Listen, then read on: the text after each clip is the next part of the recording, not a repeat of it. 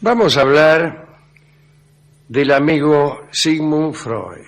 Nosotros no creemos mucho en Sigmund Freud, creemos más bien en Pancho Sierra. Sí, o en el Gauchito Gil. Cuya foto tiene, me refiero a Pancho Sierra, tiene Rolón en su consultorio. Mire que lo está mirando de atrás el señor Es que Sigmund. tenemos nosotros aquí. Sí, no, Pancho Aquí Sierra. está justamente Pancho Sierra, ¿no? Bueno, no hablaremos hoy de sus teorías, ni tampoco de su prosa. Excelente prosa. Excelente, de las mejores del siglo XX, ciertamente. Pero sí contaremos algunas de sus excentricidades y algunas manías de Freud. Y empezamos ya, aprovechando que no está Rolón, para defender. Freud nunca consiguió eludir la molestia profunda que le producían algunas cosas de la vida cotidiana. Por ejemplo, desde pequeño desarrolló una firme antipatía por la coliflor. Bueno, plenamente justificada, desde luego. No hace falta descubrir el... Claro, es un vegetal abominable. Yo sospecho que es animal, además, ¿no? Sí. Tan fuerte era ese aborrecimiento que hasta llegó a prohibir a su esposa e hijos que pronunciaran esa palabra en su presencia. Exceso de celo. ¿Qué palabra? Coliflor. Tampoco podía soportar ver un pollo asado, ni comerlo, bueno, naturalmente, pero ni siquiera podía verlo. Yo comparto también, hasta ahora comparto esas dos manías. Freud consideraba que el objeto más diabólico jamás inventado por el hombre era el paraguas. No dudaba, según cuenta su hijo Martín, mi hijo Martín. Su hijo Martín. Sí. En empezar a los bastonazos si alguien lo rozaba con su paraguas en un día lluvioso. También odiaba las bicicletas y decía que debía prohibirse su uso, en especial en los sitios de veraneo. Ajá. Aseguraba que la velocidad que desarrollaba ese invento era un peligro para la integridad de los paseantes. Odiaba el teléfono. Lo entiendo. Haga la lista de lo que no odiaba, man. Y muy pocas veces lo usó, a pesar de que su casa en Viena, tal vez porque era médico, fue una de las primeras en tener línea telefónica.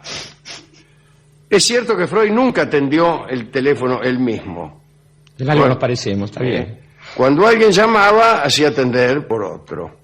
Tampoco marcó jamás un número por su cuenta, marcó es un decir. Sí. No pidió él mismo Claro. a la operadora, que era como se usaba en ese entonces. Un detalle que puede entristecernos, a mí particularmente.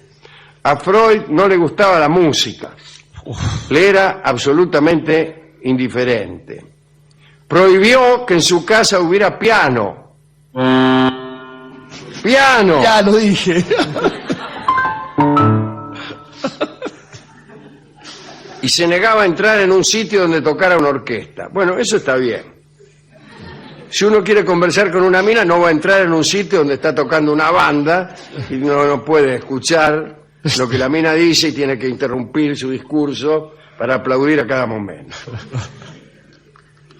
Freud no tenía el más mínimo oído musical y encontraba que los valses vieneses eran ensordecedores y ruidosos. Odiaba a Johann Strauss. Bueno, por lo menos tenía el valor de admitir que no le gustaba la música. Yo creo que a la mayoría de las personas no les gusta la música. Pero no lo saben, es cierto. Pero no lo saben o no lo quieren decir. Entonces todo el tiempo se pasan diciendo que aman la música y quizá lo que aman son las letras, por ejemplo, o los trajes de los cantantes, o el baile, o las muchedumbres que se juntan, o algo así. Cosas accesorias, pero no Cosas la música, accesorias. claro. O diría yo, la ideología de la que viene rodeada la música. Muy frecuentemente. Todo eso, ¿no? Sí, Pero sí, la música no creo que le guste a tanta gente. Bueno, no importa. A Freud no le gustaba y decía que no hay siquiera algo que hablar en lo que se refiere a la música. Justamente. Bueno, y su biógrafo, que debe ser Ernest Jones, ¿no? El biógrafo sí. de Freud, decía que nunca tuvo ganas de escuchar nada. Ni una sola melodía, ni nada, nada. Hablemos de los despliegues amorosos de Freud. Él era muy conservador en general, un hombre muy conservador. Por ejemplo, atendía a pacientes de 8 a 13, eso no es ser muy conservador, pero de 13 a 14 almorzaba, después salía a pasear y después tenía consulta, hablaba con otros médicos, con otros analistas en formación, qué sé yo, y después a las 16 pacientes otra vez, y a la noche escribía hasta tarde, así que era un tipo muy metódico y siempre cumplía este mismo horario, incluso los paseos los hacía por los mismos lugares, y las personas que querían verlo tenían que esperarlo durante el recorrido en un lugar que también ya estaba establecido, que es donde él daba bolilla. Solo daba bolilla en determinadas esquinas, y ahí lo esperaban, ¿no? Así que era un tipo muy conservador, y también lo era en todas sus opiniones, en sus relaciones con el judaísmo, por ejemplo. Era un judío muy conservador, a pesar de que no era un hombre que creía, no era creyente, pero sin embargo sus procedimientos eran los de un creyente. Y en amores era muy pudibundo. Por ejemplo, cuando tenía 16 años conoció a una muchacha que se llamaba Gisela Flus, que era hija de unos amigos de sus padres, y no le pudo dirigir la palabra, y estuvo enamorado 3 años sin decirlo, hasta que volvió a verla y se desengañó. La dio libre. Sí. Sí. Jones, Ernest Jones, ¿no? El biógrafo del que hemos hablado, dice que en esos tiempos, desde aquel tiempo hasta que conoció a la que iba a ser su esposa, no tuvo ningún sentimiento amoroso. Las mujeres no le importaban demasiado, y en una carta al Dr. Putman en 1915 abordó de manera muy permisiva el problema de la libertad que debía concederse a los jóvenes en el terreno de lo sexual. Y agregaba, y esto lo digo aunque yo mismo me haya aprovechado muy poco de esa libertad. Estuvo 4 años de novio con Marta, la mujer, Marta Bernay, ¿no? Que antes de casarse, la conoció en 1882, en un almuerzo familiar. Parece que era muy delgada Marta, no era pálida, y demasiado educada para el gusto de Ernest Jones, ¿no? Algún cronista dice que era insignificante. Bueno, por lo que respecta al propio Freud, hay que decir que no la halagaba demasiado. Tenemos unas cartas acá. A ver. Tenemos las cartas que le escribía a Freud. Vamos a abrirlas. Sí. Dice, a ver acá. Ahí está. Sé muy bien que no eres bella en el sentido que lo entienden los escultores y los pintores. Y el resto. Si te empeñas en que le dé a las palabras su estricto sentido, me veré obligado a confesar que no eres una belleza. Irresistible. Un galán. La carta siguiente, a ver, No abra todo. Sí, déjelo, sí, total. carta siguiente. a La ver, fulera no se le queja. escribió. No olvides que la belleza es pasajera y que hemos de pasar una larga vida juntos. Una vez que han desaparecido lo bonito y lo fresco de la juventud, la única belleza que permanece es la de la bondad y la comprensión que transfigura los rasgos. ¿Cómo no iba a escribir sobre la libido y todo Claro, eso? Sí. Creía, como aprendimos a creer también en este programa, que el espíritu modifica los rasgos de la persona, en general para peor. Pero le tenía poca fe a la mujer, ¿eh? Bueno. Pero le gustaba, porque su seducción fue insistente. Parece que no pasó un solo día en que no le enviara una rosa roja acompañada de una tarjeta en la cual escribía un lema, a veces en español, a veces en latín, en inglés o en alemán. No sé qué lemas le escribiría, qué sé yo. Se me ocurren varios, Sí, pero no, ninguno de los cuales repetible por esta emisión. Ese también lo pensé.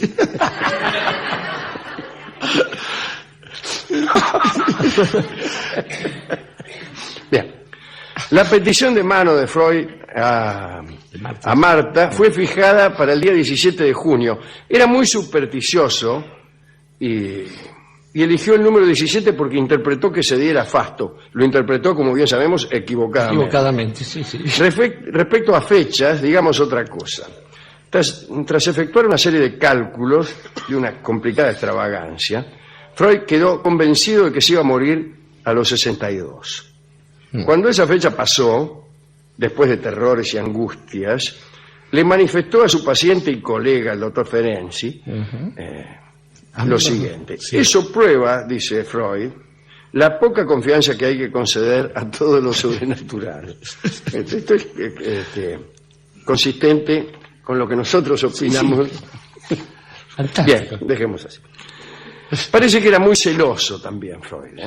Los primeros celos que tuvo Freud con Marta fueron en relación con el primo de ella, Max Meyer.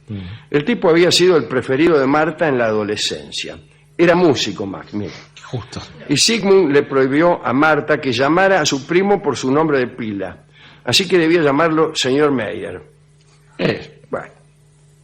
Y Meyer fue suplantado en los celos por otro sujeto. Qué raro, esta especie de monogamia de los celos. ¿Por qué no se puede? Él no podía ser celoso de dos tipos. Es que él es así de serio y metódico. Mira, para ser celoso, claro. Meyer. Bueno, se llama Fritz Wahle y era un hombre, también un artista muy apreciado por las mujeres. Y Freud consideró que era un peligro latente para su estado marital. Entonces le prohibió a Marta que lo viera.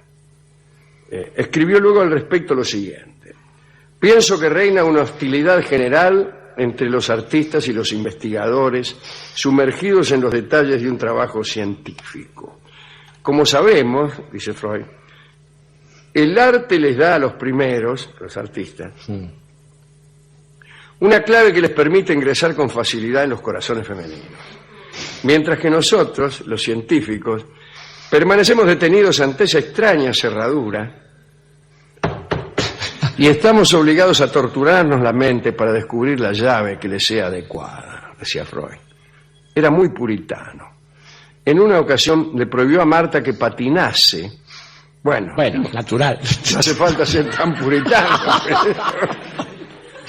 Porque en esa circunstancia debía darle el brazo a otro hombre. Freud dijo que hubiese sacrificado gustoso su mano derecha si con eso consiguiera sacarse de la cabeza la idea de que Max Meyer y Fritz Wahle le habían gustado a Marta. Su sufrimiento era tan agudo que quería sumirse en un sueño eterno. Bueno, deseo de muerte, ¿no? Todo eso lo describió más tarde como celos excesivos y deseo de muerte. Él mismo lo había sentido en su relación con Marta. Un último asunto que pocas veces es citado como referente en los inicios de los descubrimientos de Freud. Entre los autores que lo ayudaron al descubrimiento del psicoanálisis hay que citar a Ludwig Born, un hombre que vivió entre 1786 y 1837. A Freud le regalaron sus obras completas cuando tenía 14 años. Y cuando años más tarde Freud incitaba a sus pacientes a que hablaran con entera libertad, a que hicieran asociaciones de ideas, ¿no? Obedecía, según se dijo, a lo siguiente. Freud había quedado impresionado por el texto de Born titulado «Cómo llegar a ser un escritor original en solo 3 días». Born aseguraba o aconsejaba a los aprendices de escritores que se encerraran durante 3 días para dedicarse a anotar sin falsedad ni hipocresía todo aquello que se les pasara por la cabeza. Decía Born: escriba todo lo que piense de sí mismo, de sus mujeres, de la guerra turca, de Goethe, del juicio final, de sus superiores. No está mal, ¿eh? No está nada mal. Nada mal.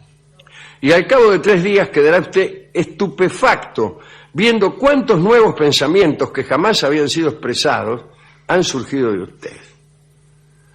Varias décadas más tarde, después de haber vuelto a leer esto, cuando Freud visitó en el cementerio de Père Lachaise, donde hemos señor. estado poniendo ahí. una flor en la tumba de un amigo. Sí, señor. Freud visitó la tumba de Ludwig Born y fue la única ante la cual decidió inclinarse. Qué lindo recuerdo. Notable. Qué lindo recuerdo y qué lindo el método de Born. Hoy surtiría un poco de menos efecto porque la mente de las personas está un poco premoldeada por un discurso mediático Sí, claro. que nos tiene a todos muy atrapados y un pensamiento sobre la guerra turca ya está prefabricado. Y casi sobre el resto también, pero no, Sí. no dista demasiado de algunas de las cosas que sugiere y propone nuestro amigo Rolando Barthes en un libro que hemos compartido hace poco, en la preparación de la novela, Claro.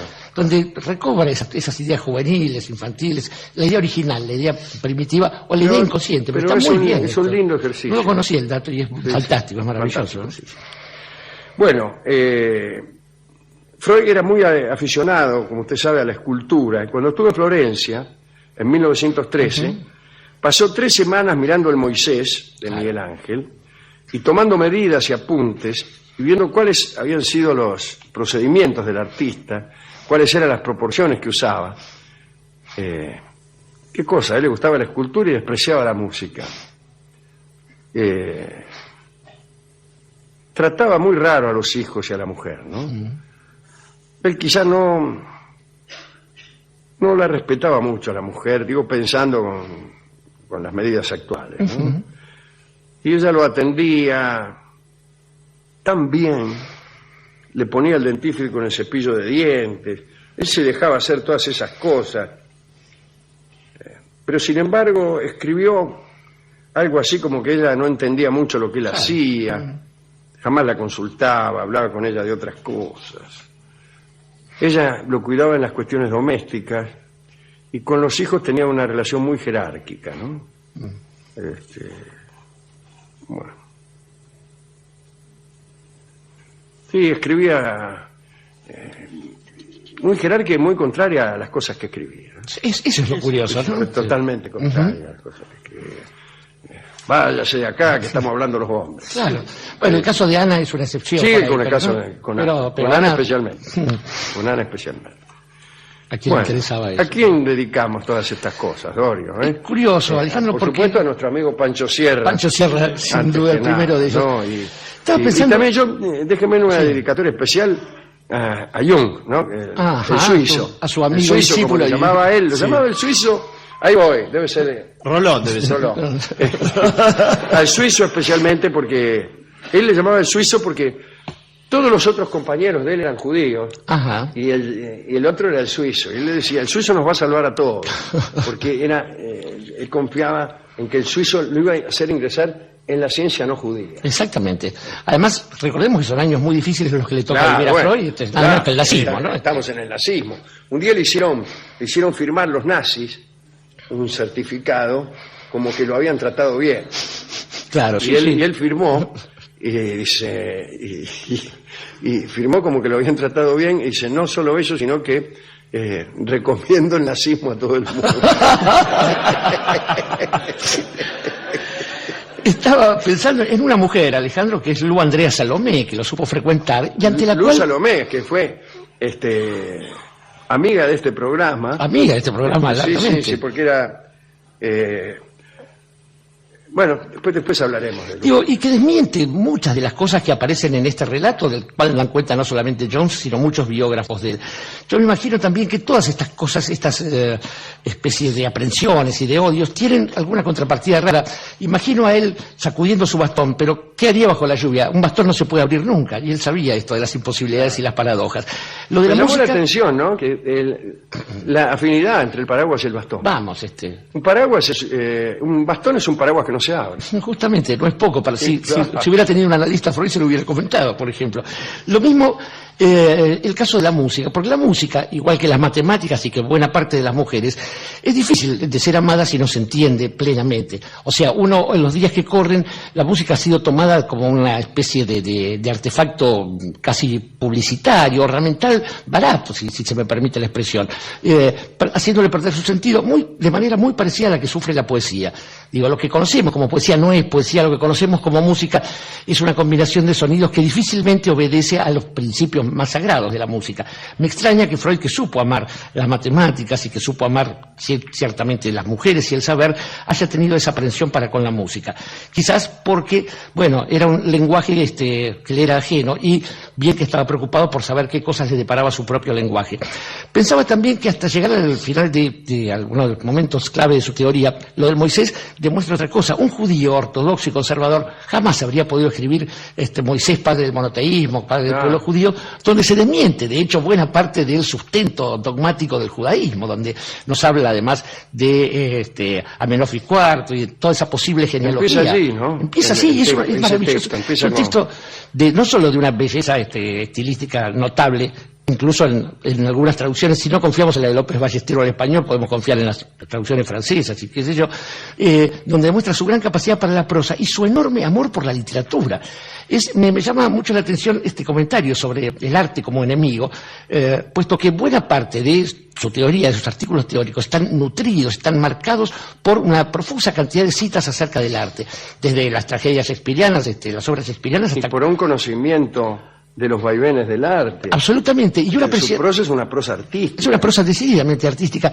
Y además el reconocimiento de obras que difícilmente le eran accesibles o cercanas o interesantes a un médico vienés o austríaco o alemán de esa época, como por ejemplo el Quijote, de quien él había disfrutado ciertamente mucho la lectura y la reflexión. Digo que también, respecto de algunas otras teorías, por ejemplo, el hecho de la enemistad hacia las coliflores, el pollo, el paraguas, el teléfono, los valses, es curioso que se haya quedado él en simplemente su odio, su molestia con estas cosas y nunca haya tendido a interpretarlas, incluso porque alguna referencia podría haber encontrado en su reflexión, en su intensa y constante reflexión. La gente que se dedicó a pensar en esos ámbitos oscuros de la vida, tenemos a un amigo de este programa como José, aquel que interpretaba los sueños del faraón, aquel que se peleaba con Putifar, claro, discípulo de José. Discípulo de José, él mismo se llamaba discípulo de José. Y es curioso porque ese territorio ha ¿Qué sido... José? Preguntan algunos. Bueno, aquel que interpretaba los sueños. Pregúnteselo a la esposa de Putifar. Que prosperó en Egipto. Sí. Digo, y después también ha sido abordado el tema por otros muchachos un poco más desafortunados, Calderón de la Barca, etcétera. Y en general, igual que la música, igual que las matemáticas, igual que el verdadero amor por las verdaderas mujeres, viene siendo degradado por Occidente hasta el punto que, a lo sumo, la mayor referencia respecto de los sueños ha sido aquella que nos los emparenta con la quiniela y las plumitas del caburé. Digo que ciertamente el hecho de haberse sumergido en ese territorio nos habla de un hombre que ciertamente fue mucho más allá acerca de sus represiones, acerca de sus manías, acerca de este tipo de cosas en las que también aparece un hombre que no le pudo hablar a una mujer, estando enamorada de ella, la quiso hablar y se quedó temblando, diría alguno de nuestros muchachos. Pero en cualquier caso, sí nos ha enseñado la forma que cobra el malestar en la cultura, por ejemplo, cosa que deberían muchos aprender, cómo estar mal en la cultura, y también que hay cierta materia de la que pueden estar hechos, por ejemplo, los halcones malteses que se nos cruzan en el camino. Queda para gente muy triste, muy pobre, muy rastrera en su andar por el mundo el hecho de pensar que cuando uno se duerme, ese mundo maravilloso que se abre ante todos nosotros consiste en soñar y nada más. Y soñar y nada más es el balsecito que cantará para nosotros Libertad Lamarque.